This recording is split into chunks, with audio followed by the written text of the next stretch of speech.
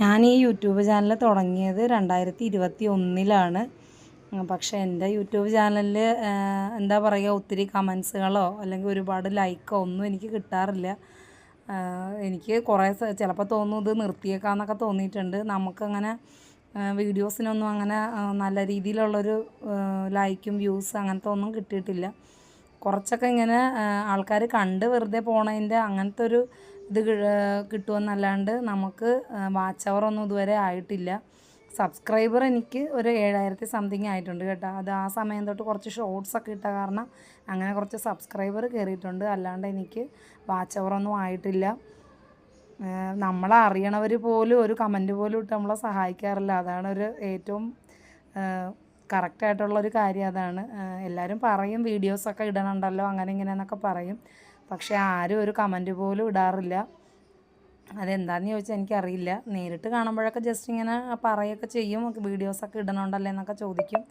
പക്ഷേ ആരും കമൻറ്റ് ഇടില്ല. ലൈക്കൊക്കെ നമുക്ക് തീരെ കുറച്ച് ലൈക്കൊക്കെ എനിക്ക് കിട്ടാറുള്ളൂ. പിന്നെ എന്നെ ഏറ്റവും കൂടുതൽ സപ്പോർട്ട് ചെയ്യണത് എൻ്റെ ഹസ്ബൻഡാണ്. പുള്ളിക്കാരൻ പറയും അത് എല്ലാവർക്കും ഓരോ സമയമുണ്ടല്ലോ, അപ്പോൾ നിൻ്റെ സമയമാകുമ്പോഴത്തേനും നിനക്ക് നല്ല രീതിയിൽ യൂട്യൂബിൻ്റെ അതെല്ലാം വീഡിയോസൊക്കെ നന്നായിട്ട് കയറും. അപ്പോൾ അതുവരെ എന്തായാലും പറ്റണ പോലെ നല്ല രീതിയിലുള്ള വീഡിയോസൊക്കെ ചെയ്താൽ മതി എന്ന് പറഞ്ഞിട്ട് അങ്ങനെ എന്നെ ഏറ്റവും കൂടുതൽ സപ്പോർട്ട് ചെയ്യണ ഹസ്ബൻഡാണ്. പിന്നെ ഇപ്പോൾ ചെറിയ ആളും കൂടെ വന്ന കാരണം അങ്ങനെ ഫോൺ എപ്പോഴും എടുത്ത് വെച്ച് വീഡിയോ ചെയ്യാനും അങ്ങനെ പറ്റില്ല.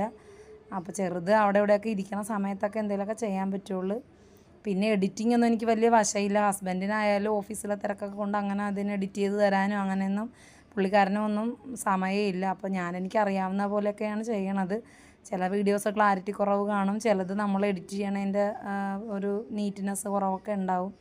ബാക്കിയുള്ള ആൾക്കാരുടെ വീഡിയോയൊക്കെ നല്ല രീതിയിൽ ആകുമ്പോഴത്തേനും നല്ല പോലെ എഡിറ്റ് ചെയ്താലല്ലേ ആൾക്കാർ കാണുകയുള്ളൂ. അപ്പോൾ അതിൻ്റെതായ കുറച്ച് പ്രശ്നങ്ങളും ഉണ്ട്.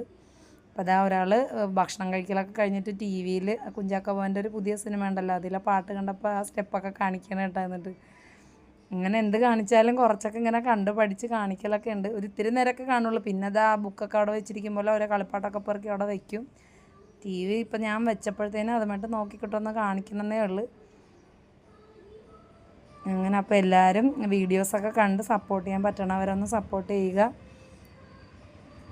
അപ്പോൾ എനിക്കെപ്പോഴാണ് നല്ല സമയം വരിക ആ സമയത്ത് എൻ്റെ വീഡിയോസ് നന്നായിട്ട് കയറുമെന്ന് ഞാനും വിചാരിക്കണം. പറ്റണ പോലെ നല്ല വീഡിയോസൊക്കെ ഇടാനാണ് ഞാനും നോക്കണത്. അപ്പോൾ എല്ലാവരും സപ്പോർട്ട് ചെയ്യുക.